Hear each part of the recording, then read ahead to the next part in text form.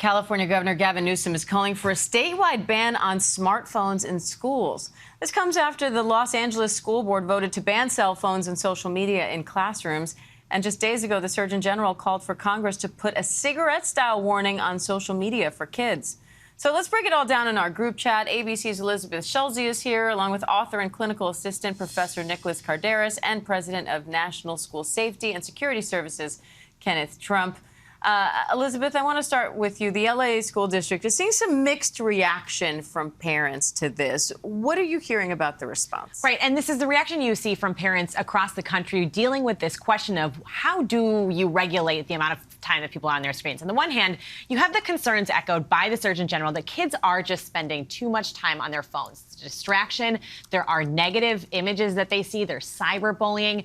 We saw that data that the Surgeon General highlighted this week, that teens are spending an average of 5 hours a day on their phones, and that, frankly, people who say this ban should be in place is that number needs to be limited, especially when they're supposed to be in class and learning.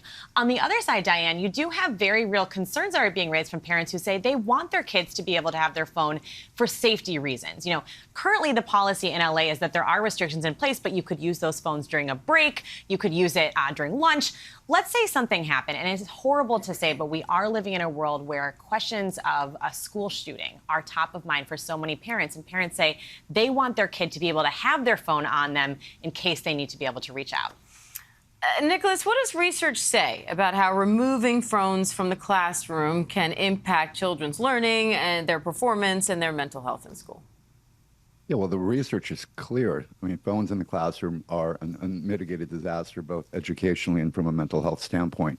So there's clear research that shows, there was the one study that looked at 40,000 students in London and looked at if phones were removed from the classroom, standardized test scores went up 6%, and they went up 14% for students with special needs and from poor socioeconomic backgrounds. Then we have the mental health piece. So you're hurting kids educationally because the phones are a distraction in the classroom. And from a mental health standpoint, we know that smartphones in the classroom specifically are also detrimental for anxiety, depression, ADHD, and self-harm rates. There's several research studies that show it hurts educationally and it hurts the mental health significantly. Kenneth, I want to go to Elizabeth's points about some of these parents expressing concerns about being able to communicate with their children. They want their kids to be able to call them during an emergency, to be able to call for help during an emergency. What's your suggestion for dealing with that?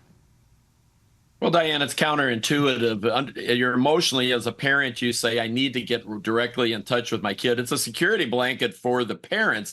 In an emergency situation, it could be a distraction. It could be something that takes the kid's focus away from listening to the adults, to getting in a safe place, to paying attention, and to being quiet so that you don't attract someone with ill intentions to where you are. If kids are live streaming, they're texting, they're pinging, they're focused on the phone. They're not focused on getting directions and being quiet and managing the emergency itself.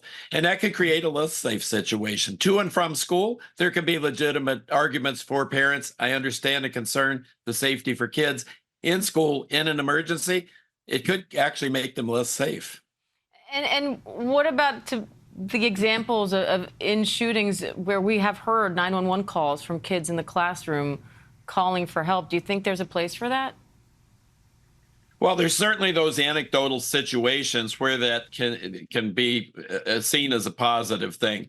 We have to look at the overall situation. You're in a classroom with teachers that have 20 to 30 kids in a class. If everyone's on the phone and the emergency responders are already coming, you're going to have phone systems overloaded. You're going to have parents, rumors, misinformation, parents flocking to the scene. That could actually delay or distract and disrupt emergency responders from getting on campus because people are coming already because parents are flocking to the school because of those phone calls.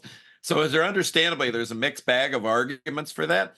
But we say, let the adults focus on the messaging, have strong crisis communications plans in place, and let the adults be well-trained emergency responders and have those emergency practices that we train them to do in schools, and let the kids focus on being quiet, following directions, and focus on getting them in a safe place where they're not attracting someone with ill intentions to where they are with the phone calls.